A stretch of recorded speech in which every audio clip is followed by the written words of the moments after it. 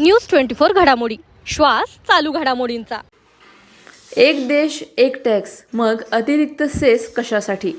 2 ऑक्टोबरपासून महाराष्ट्रातील व्यापाऱ्यांचे आंदोलन।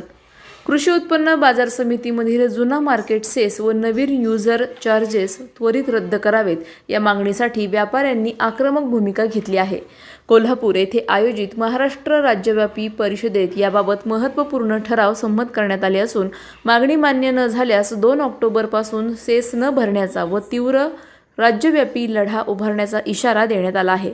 यावेळी 1963चा कृषी उत्पन्न बाजार समिती कायदा जुना झाला असून 2017 मध्ये एक देश एक टॅक्स अंतर्गत GST लागू झाल्यानंतरही हा अतिरिक्त मार्केट सेस वसूल केला जात असल्याचा आरोप व्यापाऱ्यांनी केला आहे।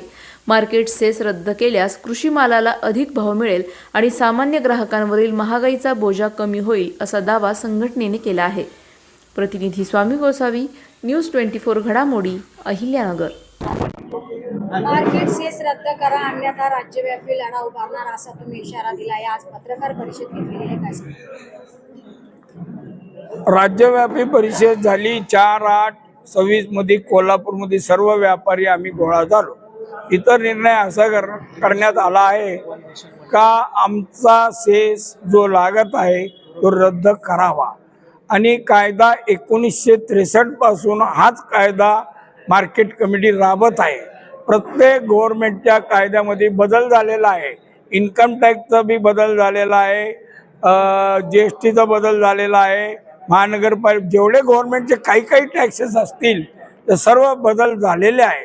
पण 19 तेच आहे आणि आता मॉल झालेले आहे, बाहेर व्यापार खुला झालेला आहे। शेतकरी माल कुठं बी विकू शकतो आणि ते मालवाले शेतकरी माल घेतात, त्यांना सेस लागत नाही आणि कृषी बाजार समितीमध्ये आल्यावर तो माल विकल्यावर समोरवाल्याला आम्हाला सेस वसूल करून भरावा लागतो मार्केट कमिटीला। आणि मार्केट कमिटीला सेस दिलं, सुविधा काय? मार्केट कमिटी कशासाठी आहे? का शेतकऱ्याला सुविधा द्यायला पाहिजे, व्यापाऱ्याला सुविधा द्यायला पाहिजे। सुविधा म्हणजे काय? व्यापारी जर विकता आला लांबून तर त्याला राहण्याची व्यवस्था पाहिजे, त्याला लॅट्रिन, बाथरूम, आंघोळ अनेक काही आहे, व्यापार जेवायची आहे। व्यापाऱ्याला गोडाऊन दिले, किती लहान गोडाऊन मध्ये किती माल राहू शकतो। दुसऱ्या मार्केटमध्ये कसं आहे, ओपन, जसं भाजी मार्केटला आहे इथं नगरमध्ये, ते या मार्केटला नाही आहे, ओपन शेड असते, तिथं रात्री शेतकरी माल उतरून ठेवू शकतो, लिलाव होऊ शकतो। पाऊस आला, ऊन आला तर त्याचा माल संरक्षण होत असतो। त्यासाठी खर्च मार्केट कमिटीने करायला पाहिजे। ही सुविधा आम्हाला उपलब्ध होत नाही आणि महाराष्ट्रात सर्वीकडं आमच्या नगरसारखं प्रत्येक तालुका, जिल्हा, महाराष्ट्रात पूर्ण सगळे जे व्यापारी काल कोल्हापूरहून आलेले पदाधिकारी त्यांचं एकच म्हणणं आहे, सेस हा रद्द करा।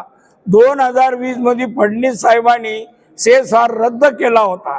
त्यानंतर हे सगळं जे मार्केट कमिटी आहे हे राजकीय पक्षाचे संस्था आहे।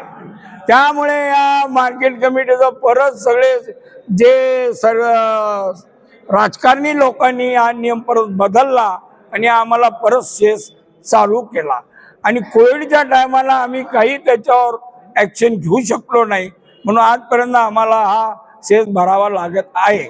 तरी आता यापुढे आम्ही 2 आमचे व्याज त्याच्यावर घेणार आहे, एक नाशिकला आणि शेवटची शेतकरी सहित बॉम्बेला आम्ही प्रगती मैदानावर घेणार आहे आणि त्याच्यात आम्ही सांगणार आहे ज्या वेळेस सेस बंद होईल तरच व्यापार चालू होईल, असं तीव्र आंदोलन आम्ही करणार आहे।